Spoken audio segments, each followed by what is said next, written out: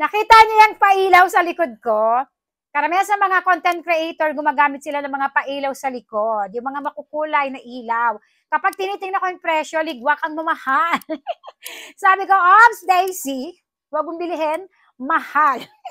Eto, matagal na sa basket ko, 138 pesos lang yung pagkakabili ko.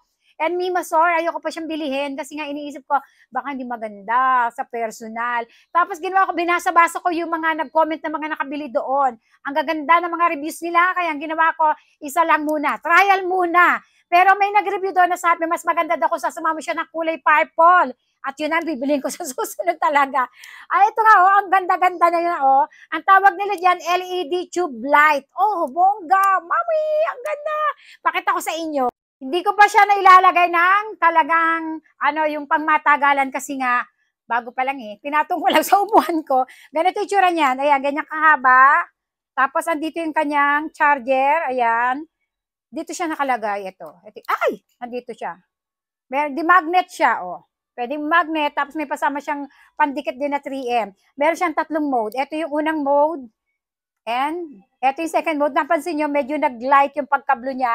And flashing yung kanyang, third mode. Maganda rin itong flashing, ilagay natin. Tingnan nyo yung flashing, oh, maganda rin.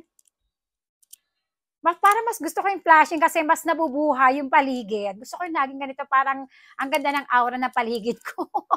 Ang ganda niya. And dahil sobra ako nagandahan, bibilhin ko yung kulay purple. 130 yung mga Mimasor. Maganda to sa mga newbie na creator, sa mga nagtitipid na kagaya ko. Mima, eto bilhin mo. Kasi 138 lang. Ganda na, oh. Sumahan ko to ng kulay purple. Bili lang ako saglit.